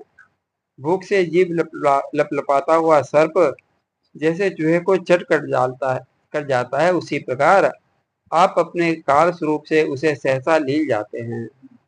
आपकी अवहेलना करने के कारण अपनी आयु को व्यर्थ मानने वाला ऐसा कौन विद्वान होगा जो आपके चरण कमलों को बिसारेगा। इनकी पूजा तो काल की आशंका से ही हमारे पिता ब्रह्मा जी और स्वाम्भु आदि 14 मनुओं ने भी बिना कोई विचार किए केवल श्रद्धा से की थी। ब्रह्मन, इस प्रकार सारा जगत रुद्र रूप काल के भय से व्याकुल है। अतः परमात्मन, इस तत्व को जानने वाले हम लोगों के तो इस समय आप ही सर्वथा भय शून्य आश्रय हैं। राजकुमारों, तुम लोग यहाँ तक वही भगवान की स्तुति शंकर जी द्वारा, अब वो राजकुमारों को संबोधित करने लगे। ठीक है ना? राजकुमारों, तुम लोग विशुद्ध भाव से स्वधर्म का आचरण करते हुए भगवान में चित्त लगाकर मेरे कहे हुए इस स्तोत्र का जप करते रहो। भगवान तुम्हारा मंगल करेंगे। तुम लोग अपने अंतःकरण में स्थित उन सर्वांतर्यामी परमात्मा श्री का ही बार बार स्तमन और चिंतन करते हुए पूजन करो। मैंने तुम्हें यह योगादेश नाम का स्तोत्र सुनाया है। योगादेश नाम का स्तोत्र सुनाया है। तुम लोग इसे मन से धारण कर मुनि व्रत का आचरण करते हुए इसका एकाग्रता आदर पूर्वक अभ्यास करो। यह स्तोत्र पूर्व काल में जगत विस्तार के इच्छुक प्रजापतियों के प्रति भगवान ब्रह्मा जी ने प्रजा उत्पन्न करने की इच्छा वाले हम भृगु आदि अपने पुत्रों को सुनाया था। जब हम प्रजापतियों को प्रजा का विस्तार करने की आज्ञा हुई, तब इसी के द्वारा हमने अपना अज्ञान निवृत्त करके अनेक प्रकार की प्रजा उत्पन्न की थी। अब भी जो भगवत परायण पुरुष इसका एकाग्र चित्त से नित्य प्रति जप करेगा, उसका शीघ्र ही कल्याण हो जाएगा। इस लोक में सब प्रकार के कल्याण साधनों में मोक्षदायक ज्ञान ही सबसे श्रेष्ठ है। ज्ञान नौका पर चढ़ा हुआ पुरुष अनायासी इस दुस्तर संसार सागर को पार कर लेता है। यद्यपि भगवान की आराधना बहुत कठिन है, किंतु मेरे कहे हुए इस स्तोत्र का जो श्रद्धा पूर्वक पाठ करेगा, वह सुगमता से उनकी प्रसन्नता प्राप्त कर लेगा। भगवान ही संपूर्ण कल्याण साधनों के एकमात्र प्यारे प्राप्तव्य हैं। अतः मेरे गाए हुए इस स्तोत्र के गान से उन्हें प्रसन्न करके यह स्थिर चित्त होकर उनसे जो कुछ चाहेगा प्राप्त कर लेगा। जो पुरुष उषा काल में उठकर इसे श्रद्धा पूर्वक हाथ जोड़कर सुनता या सुनाता है, वे सब प्रकार के कर्म बंधनों से मुक्त हो जाता है।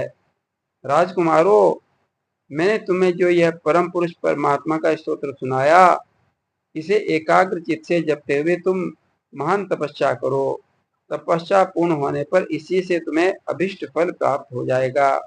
श्रीमद्भागवत महापुराणे परमहंस्याम संहितानां चतुर्थ स्कंदे रुद्रकीर्तन नाम चतुर्दशोऽध्याय।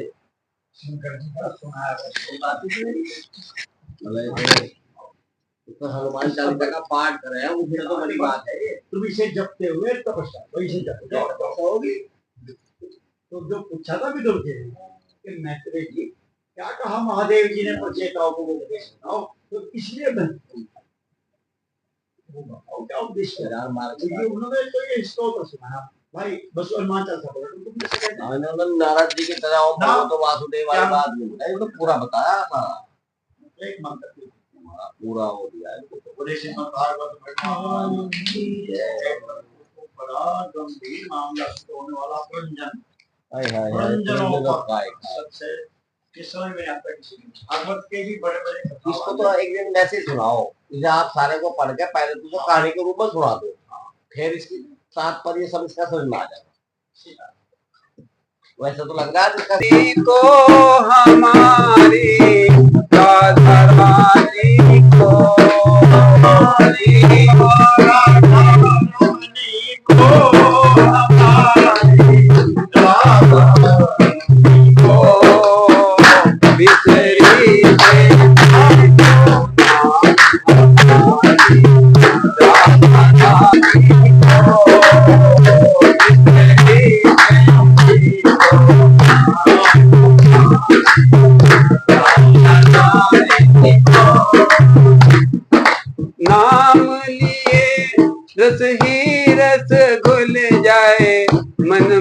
प्रेम अपार, भूल जाए मन में प्रेम अपार। रे प्राणी प्राणों का अमृत राधा नाम उचार। रे प्राणी प्राणों का अमृत राधा नाम उचार। तुम्हारे पल पल आवे नाम याद, प्रभान दुलारी को। तुम्हारे पल पल आवे नाम याद, प्रभान दुलारी को। बिसरी से भी तो नाम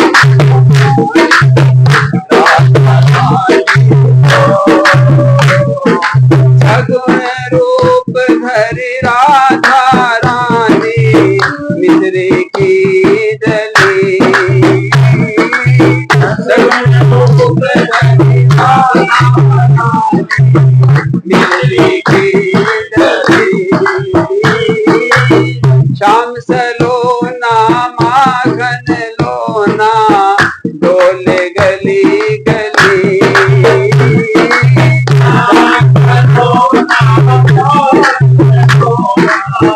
डोले गली गली।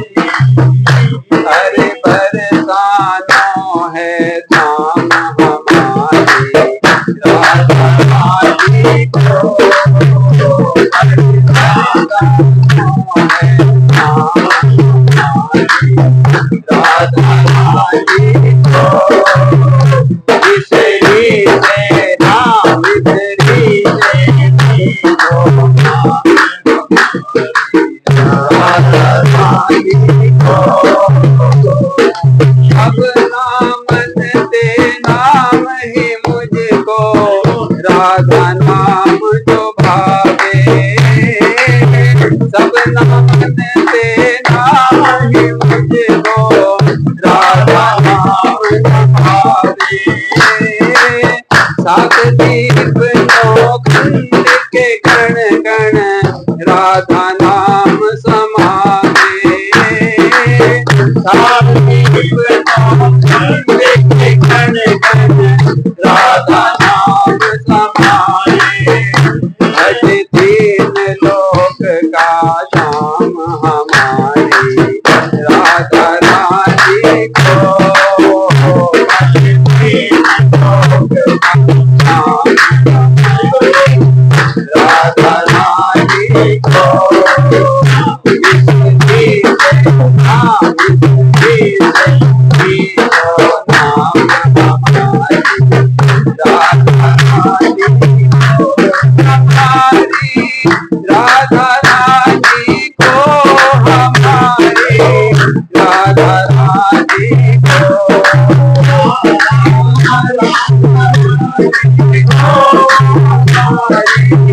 राधा रानी को। बिसरी से भी तो नाम राधा रानी को। बिसरी से भी तो नाम राधा रानी को।